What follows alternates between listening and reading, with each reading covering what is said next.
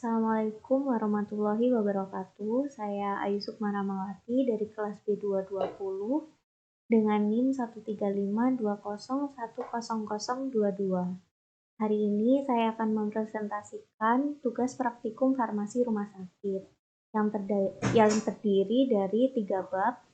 Bab pertama tentang perencanaan, bab kedua tentang pengadaan, dan bab ketiga tentang penyimpanan.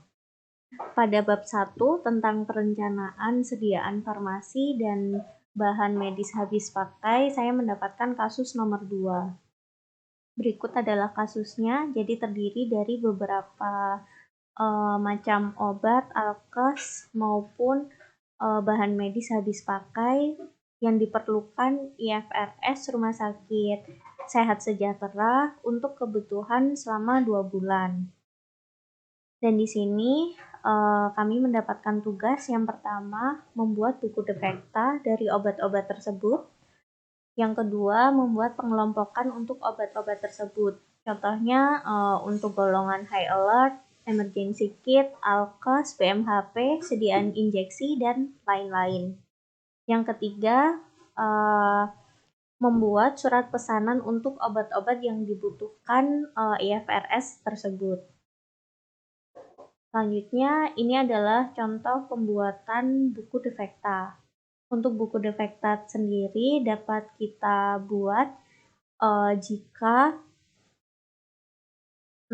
obat, alkes, atau BMHP kita yang ada di apotik atau instalasi farmasi mendekati habis atau bahkan sudah habis. Untuk buku defekta ini terdapat beberapa kolom. Antara lain ada kolom nomor, tanggal, kemudian ada kolom nama obat, alkes, atau bahan medis habis pakai. Berikutnya ada kolom jumlah dan nama PBF atau distributor. Untuk kolom tanggal kita isi dengan tanggal saat kita menuliskan buku defekta tersebut. Kemudian kita tuliskan nama-nama obat, alkes, atau BMHP yang akan kita pesan. Contohnya di sini ada morfin injeksi 100 mg per 5 ml, diazepam injeksi 2 ml, diazepam injeksi 5 ml, dan seterusnya. Kemudian kita tentukan jumlah yang akan kita pesan ada berapa. Di sini morfin injeksi akan di-order sebanyak 10 ampul, untuk diazepam masing-masing 20 ampul, dan seterusnya. Kemudian untuk nama PBF ini diisi nama PBF yang akan kita tuju. Contohnya di sini ada morfin injeksi. Untuk golongan narkotika, kita melakukan pemesanan ke PBF Kimia Farma.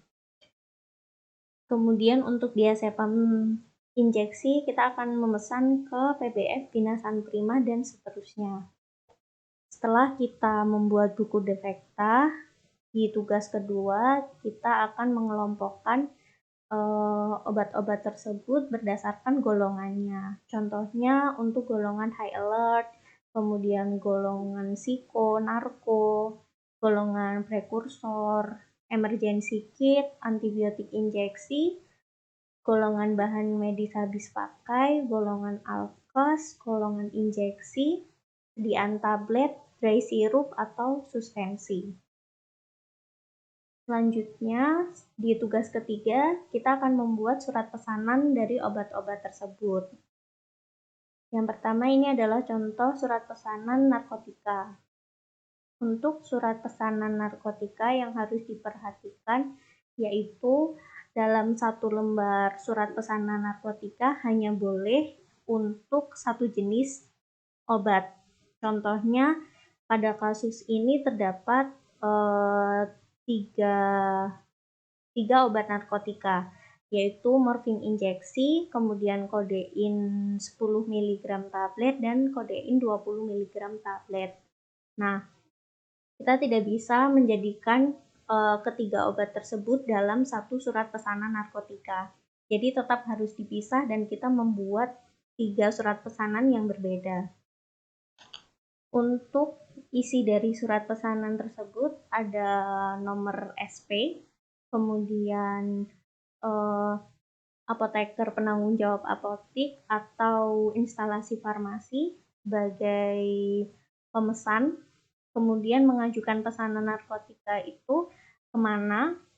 Di sini untuk semua produk narkotika kita sepakat untuk eh, memesan ke PBF Kimia Farma selaku satu-satunya PBF yang legal di Indonesia untuk pemesanan obat narkotika. Kemudian di sini diisi untuk alamatnya di mana, nomor teleponnya berapa, kemudian untuk narkotika yang akan dipesan, nama produknya apa. Di sini harus disebutkan jelas mulai dari nama obat, kemudian sediaan, dosis, dan jumlah yang akan dipesan beserta satuannya. Contoh di sini morfin injeksi 100 mg per mili sebanyak 10 ampul. Kemudian di sini diisikan narkotika tersebut akan dipergunakan untuk siapa. Untuk nama sarananya kita isi IFRS Rumah Sakit Sehat Sejahtera dengan alamat sebagai berikut. Kemudian dipastikan harus ada tanggal pemesanan, nama terang, tanda tangan, kemudian nomor STR dan nomor SIPA, dan stempel apotik atau instalasi farmasi. Kemudian untuk SP narkotik ini dibuat sebanyak 4 rangkap, di mana di 1 lembar asli dan 2 lembar salinan diberikan kepada PBF. Kemudian untuk 1 lembar salinan kita simpan sebagai arsip apotik atau instalasi farmasi. Kemudian di sini ada contoh surat pesanan narkotika yang lain dari kodein tablet 20 mg dan kodein 10 mg. Di sini untuk surat pesanan psikotropik. Untuk formatnya hampir sama dengan surat pesanan narkotika. Bedanya kalau untuk surat pesanan psikotropik ini, untuk dalam satu SP kita dapat memesan lebih dari satu jenis obat. Jadi di sini ada 5 jenis obat asalkan dalam satu PBF yang sama. Jadi satu surat pesanan itu ditujukan untuk satu PBF. Di sini ada diazepam injeksi 2 mg, 5 mg, analsik tablet, Brafsidin sama tablet yang ditujukan ke PBF Binasan Prima. Untuk yang lainnya sama seperti yang sudah saya jelaskan tadi. Kemudian di sini untuk surat pesanan obat jadi prekursor farmasi, untuk cara pengisiannya sama seperti yang sebelumnya, jadi harus ada nama apoteker yang memesan, kemudian nama PBF yang dituju, kemudian obat ini ditujukan untuk siapa, dan jangan lupa di sini ada nama terang, tanda tangan, stempel, nomor STR, dan nomor SIPA. Selanjutnya, ini adalah contoh dari surat pesanan obat biasa. Jadi di sini ada nama pemesan, kemudian nama PBF yang akan kita tuju untuk pemesanan. Di sini tinggal dimasukkan aja nama produk-produknya apa, kemudian jumlah yang dipesan berapa. Kemudian diperuntukkan untuk IFRS Rumah Sakit Sehat Sejahtera di Jalan Anggrek 22 Surabaya. Poin ini tetap sama seperti yang sebelumnya. Kemudian di sini ada surat pesanan Alkes dan BMHP. Untuk cara pengisiannya sama seperti surat pesanan yang lain, jadi nama pemesan, kemudian nama PBF, kemudian untuk nama-nama Alkes dan BMHP yang akan kita pesan, dan jumlahnya berapa. Kemudian untuk alkes sama bahan medis habis pakai tersebut dipergunakan untuk IFRS Rumah Sakit Sehat Sejahtera di alamat tersebut. Untuk poin ini masih sama seperti yang sebelumnya. Untuk bab perencanaan kita sudah selesai, sekarang kita lanjutkan di bab kedua tentang pengadaan sediaan farmasi dan bahan medis habis pakai.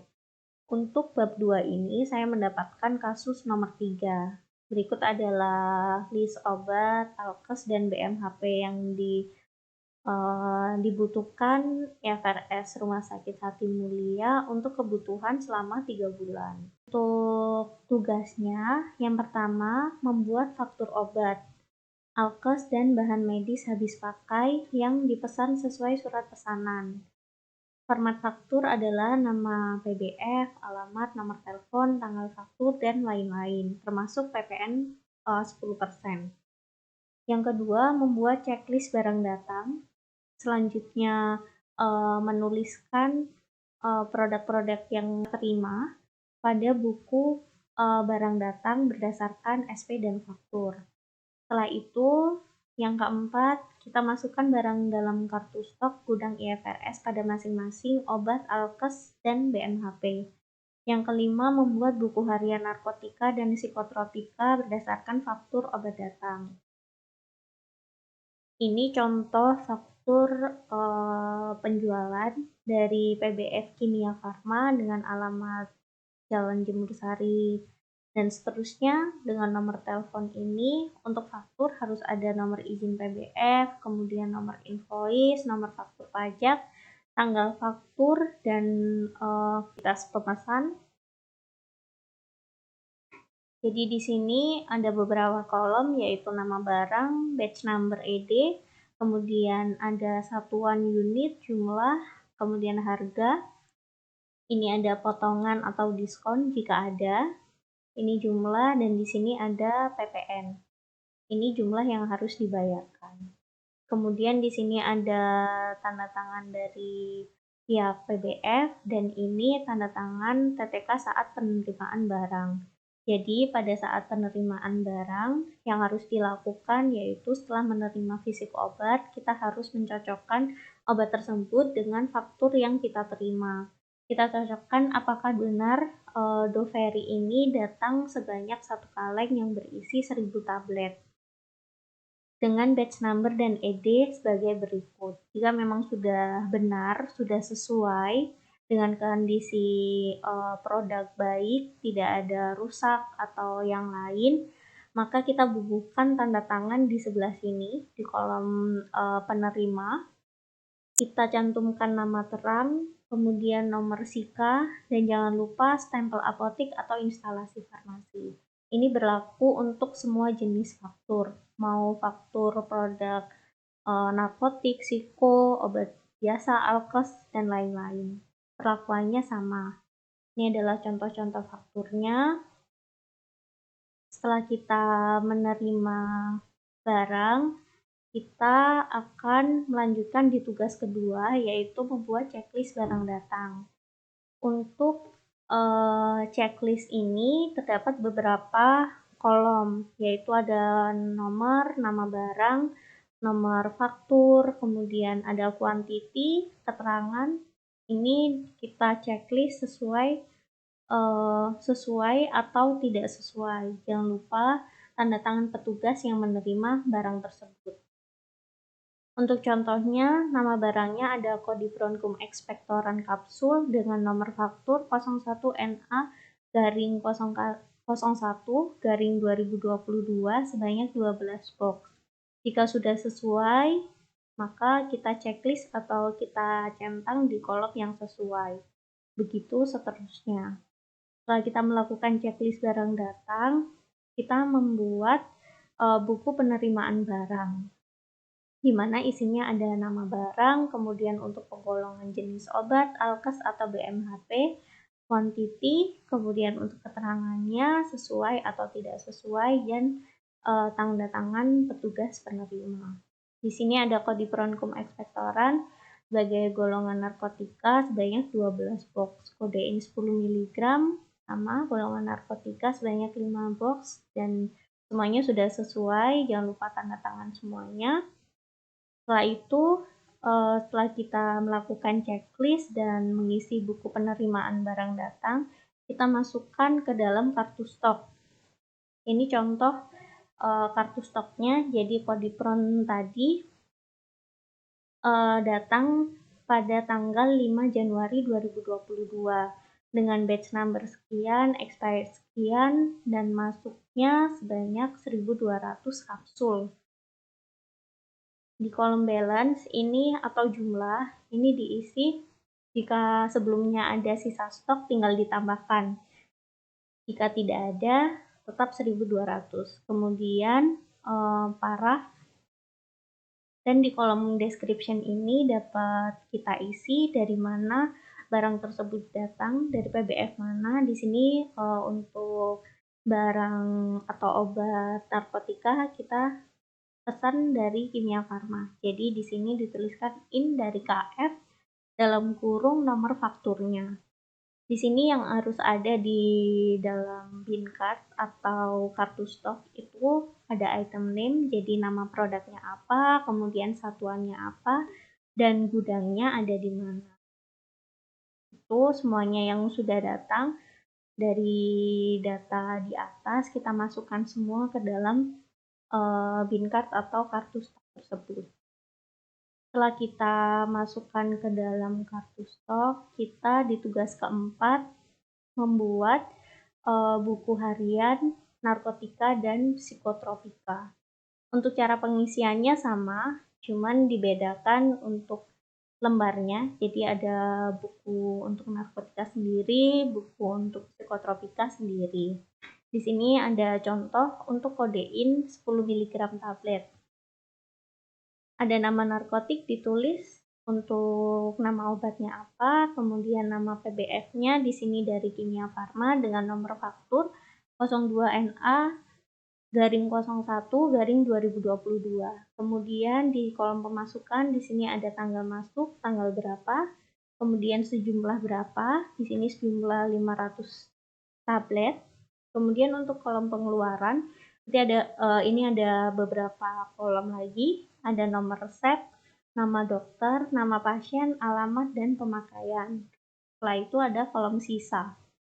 Jadi di sini pada tanggal 5 Januari terdapat pengeluaran dengan resep nomor 0023 yang diresepkan oleh Dr. Amalia untuk Nyonya Iis dengan alamat sebagai berikut sebanyak 10 tablet. Jadi sisanya 490 dari jumlah awal dikurangi pemakaian ini. Begitu seterusnya. Untuk Doveri, Kodipron, untuk psikotropik juga sama seperti itu. Baik, untuk kasus ini sudah selesai di bab 2. Kita akan lanjut ke bab 3 tentang penyimpanan sediaan farmasi dan bahan medis habis pakai. Untuk bab 3 ini saya mendapatkan kasus nomor 4, di mana ini ada list obat, kemudian alkes, dan lain-lain yang dibutuhkan IFRS Rumah Sakit Mata Hati untuk kebutuhan selama kurang lebih 1 bulan. Untuk tugasnya, yang pertama membuat penandaan pada obat-obat LASA dan high alert. Yang kedua, membuat denah pengelompokan penyimpanan obat, alkes, dan bahan medis habis pakai berdasarkan kelas farmakoterapi atau farmakologi, bentuk sediaan, stabilitas sediaan, obat-obat high alert, LASA, narkotik, psikotropik, dan prekursor. Yang ketiga, membuat sistem penyimpanan berdasarkan FIFO atau FEVO. Nah, di sini kita akan membahas tentang penandaan obat LASA terlebih dahulu. LASA atau look alike, sound alike, yaitu obat-obat yang mempunyai nama, rupa, dan ucapan atau pelafalan yang mirip, serta perlu diwaspadai agar tidak menyebabkan kesalahan saat pengambilan obat. Di sini untuk obat-obat yang tergolong LASA, yaitu yang pertama ada Valisan B2 mg dan Valisan B 5 mg. Yang kedua ada Sendocatarland dan Sendoliters. Yang ketiga ada Teramisin salep mata dan Gentamicin salep mata. Yang keempat ada Sendotimol 0,5% dan Sendovasakon eye drops. Untuk penandaannya seperti ini, jadi bisa kita tempelkan di lemari atau produknya. Yang kedua, ini tentang penandaan obat high alert atau high alert medication. Obat-obat yang secara signifikan berisiko membahayakan pasien bila digunakan dengan salah atau pengelolaan yang kurang tepat. Untuk obat-obat dari kasus 4 ini yang termasuk golongan high alert, yaitu yang pertama Cyclophosphamide 500 mg injeksi, MTX injeksi, Halisan B, analsik, esilgan, kodipron, dan morfin injeksi. Untuk penandaannya seperti ini.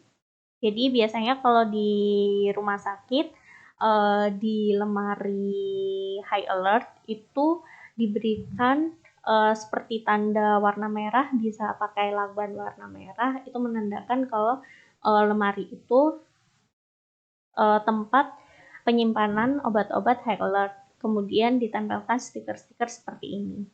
Jadi agar kita lebih waspada, agar tidak salah dalam pengambilan atau yang lain, sehingga dapat membahayakan pasien. Kemudian di sini untuk denah pengelompokan obat alkes dan bahan medis habis pakai. Ini di sini sebentar. Di sini ada lemari 1, 2, 3, dan seterusnya. Untuk lemari 1 ini adalah lemari narkotika dan psikotropika.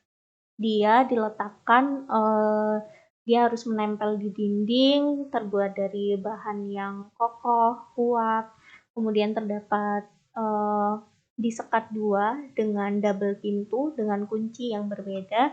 Dia diletakkan di tempat yang tidak dilalui atau diketahui secara umum, tetapi masih tetap dalam pemantauan TTK atau penanggung jawab narkotika.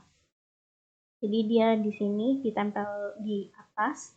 Kemudian di lemari kedua ini ada lemari high alert beserta penandaannya, bisa diberikan lakban atau tanda warna merah biasanya. Kemudian di sini di kolom di lemari 3 ini adalah lemari prekursor. Kolom 4 lemari 4 ini ada untuk penyimpanan sediaan infus. Nomor 5 untuk sediaan injeksi seperti ampul, vial, itu. Untuk 6 ini ada tempat penyimpanan untuk alkes seperti spek, needle, kateter, dan lain-lain. Untuk nomor 7 ini untuk lemari bahan medis habis pakai. Untuk kolom 8 ini dapat diperuntukkan tempat penyimpanan tetes mata, salep kulit, dan lain-lain. Kemudian untuk yang nomor 9 ini untuk sediaan solid seperti tablet, kaplet, kapsul yang diurutkan nanti berdasarkan bisa untuk kelas terapinya. Jadi untuk golongan antibiotik disendirikan, nanti bisa diurutkan berdasarkan abjad untuk penyusunannya, mungkin stabilitasnya. Nanti di sini ada di 11 ini ada cooler, jadi obat-obat yang perlu suhu tertentu dapat disimpan di sini. Untuk nomor 10 ini untuk sediaan sirup, dry sirup, suspensi, emulsi. Kemudian yang ketiga ini sistem penyimpanan obat. Yang pertama ada FIFO, first in first out. Jadi obat yang datang terlebih dulu atau datang pertama dia harus dikeluarkan terlebih dahulu.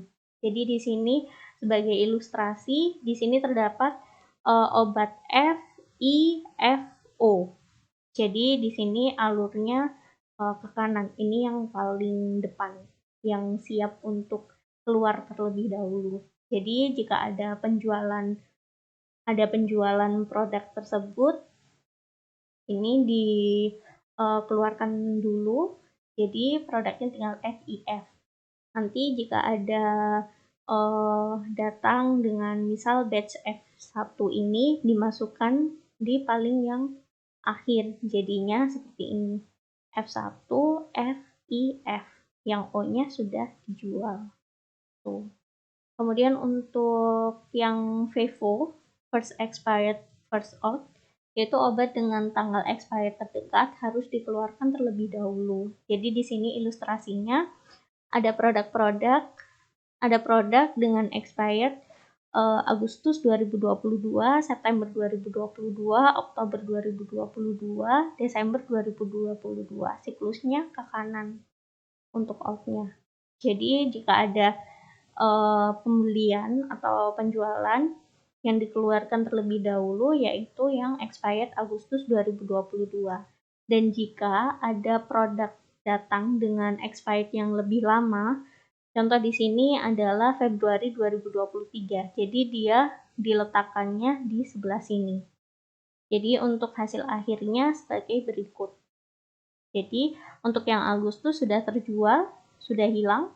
Sisa September 2022, Oktober 2022, Desember 2022, dan Februari 2023 ini barang yang baru datang. Barang yang terakhir datang dengan expired yang paling lama. Begitu. Sekian presentasi dari saya. Untuk kurang dan lebihnya saya mohon maaf. Terima kasih atas waktunya. Wassalamualaikum warahmatullahi wabarakatuh.